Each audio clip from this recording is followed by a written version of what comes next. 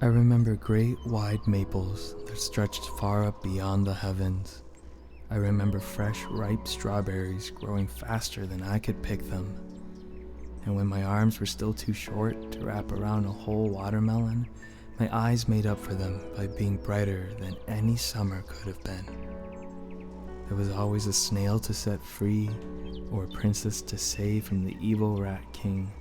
Always something I didn't hear Grandma say, always gone on a faraway mission. And when the rain would come, I would splice and splash my way through, declaring to the world, "You haven't won yet, I shall be back for you." And day after day I returned, with a fistful of pride pounding my chest under a chin that only peaked 3 feet high. I donned an armor of innocence held together by Sir Elmer's glue and Sir Lego's pieces. And with both hands clenched to a sword roped together of fallen oak branches, I set forth into the world, freeing every village, saving every dragon. I missed those days, when Dad was still alive and I would run after his truck as it rolled through the driveway, when Mom would come home exhausted of work to dinner already made. How Grandpa's shadow towered over me as he guided the water hose in my hands. He taught me how to care for the pears, the apples, and the blackberry plants. I miss those days, when the hours were made for painting instead of deadlines and meetings, when I would ride whales into the sky instead of subways to the city.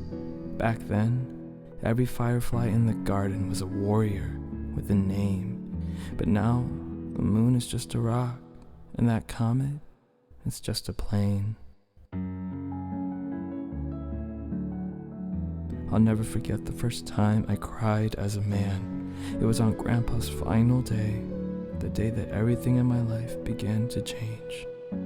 I started to feel a million aches inside that I couldn't explain. Feelings I later came to know all too well as guilt, anger, and shame. I stopped seeing the world for all its color and beauty, and somehow along the way I grew up, slowly but surely. And like everyone else, I became an adult in what seemed like an overnight dream. We all have taxes to file now and pressed white shirts to keep clean. But one day, inside a box I had once labeled memories and things, I found a picture of Grandpa and I, back from when I couldn't even reach the swings. I sat there alone as the whale cloud slowly began to come back and dance above.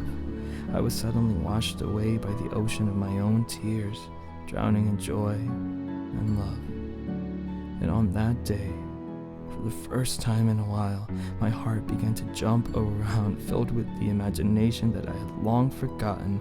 My mind could finally see that all the things I had thought to be lost could somehow still be found.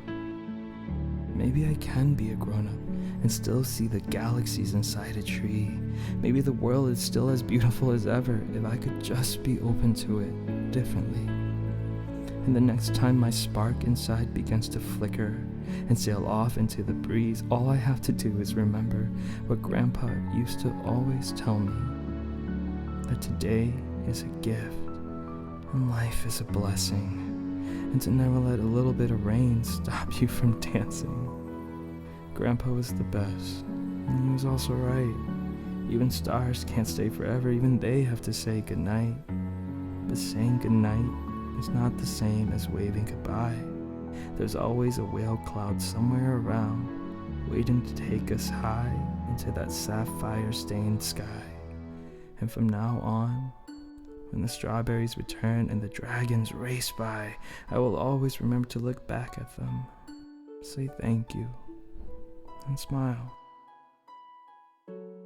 Because no matter how much I miss those days, or how much I miss those nights, the world will always be endless, as long as I've got my whale clouds and fireflies.